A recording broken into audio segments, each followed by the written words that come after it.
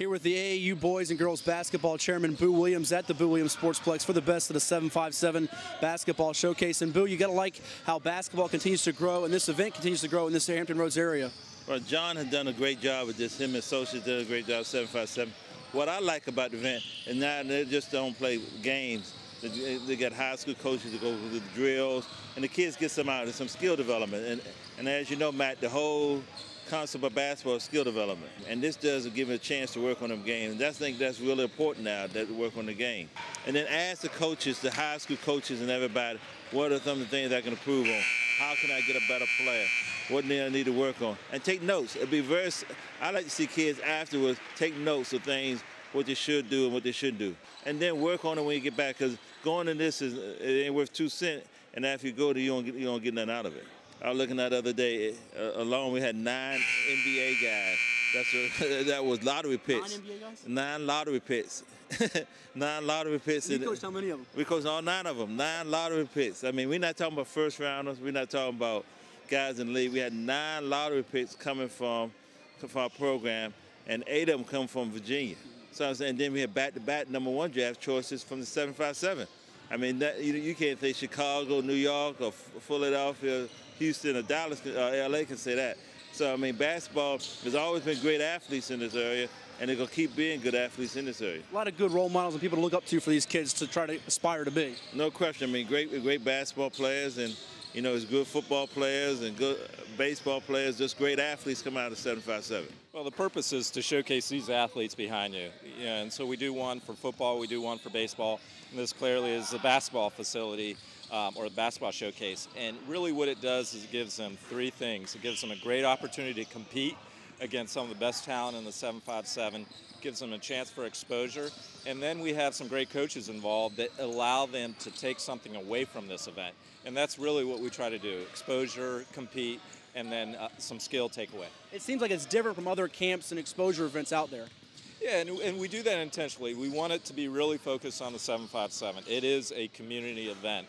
But by the same token, if you're proud of your athletes in here, you're proud of your teams, we've had a lot of coaches that have asked to be part of this. And I think that says something about the quality of the event. And without question, having them involved adds to the quality of the event. So it kind of works hand in hand.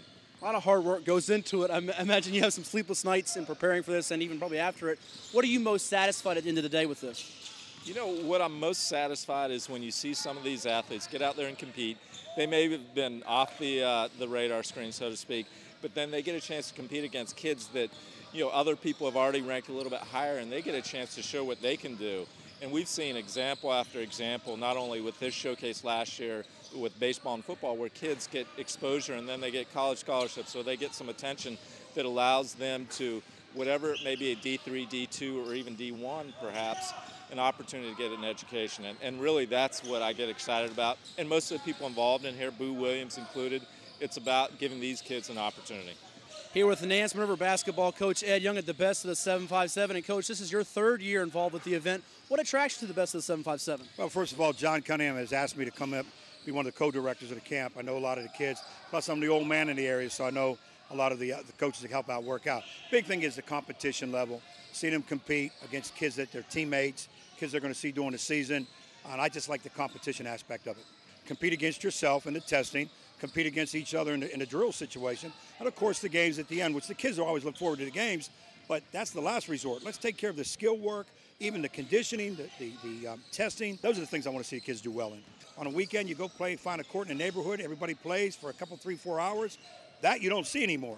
I mean, obviously, when I was a little younger down in Baltimore, Maryland, we didn't have these type of events. So I definitely think this is something that needs to continue on a daily basis and helps guys. And yeah, I think later on it could become a national exposure event. What makes this area such a hotbed for talent? Well, you find some guys and parents around here in this community that really supports each other, and the kids are growing up and they're starting to believe because of the guys like Allen Iverson and Joe Smith and J.R. Reed and Alonzo Mourning, kids that have a grassroots in their foundation to know about these particular players. They know that I can basically go that far also.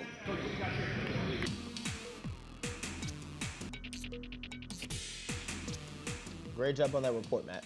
Appreciate it. And the Ramon Snowden is our VirginiaPreps.com Player of the Week and the Cox 11 Sports Report. The Old Dominion commit, unbelievable night for him. 36 points, 33 rebounds, 5 assists as the Knights defeated Lansdowne 63-46. They'll be headed to Old Dominion after his senior season. It's hard to top that stat line. Yeah, very hard indeed. A great job by Ramon.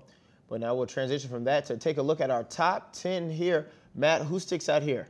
Hampton's the defending state champion on the boys' side in the public school scene. Cape Henry, the defending state champ for private school. Hampton's led by Anthony Barber going to NC State. Cape Henry led by Devin Hall going to UVA. Kickingham also made it to the state playoffs, so 1 through 3 seems pretty easy, but 4 through 10 with Maury, Green Run, Norcom, Great Bridge, Nansemond River, Kellam, and Kings Fork. We could see them move up and down all year long. Should be a fun race to watch as we get towards February. Definitely keep our eyes on that. And now we'll take a look for the ladies on the girls' side. Lake Taylor and Woodside, you're 1 and 2 on this one. Yeah, Woodside was just 2 wins away from a state title last year, losing to Oakton in the semis. Princess Anne lost to them in the championship game. It's hard to ignore Lake Taylor, Woodside, and Princess Anne as the top 3 teams. You can put them in any order you want, but a couple surprises could emerge, like Western Branch, like Maury with a bunch of sophomores, and keep an eye out for Grassfield, Kings Fork, Salem, and Wilson as well.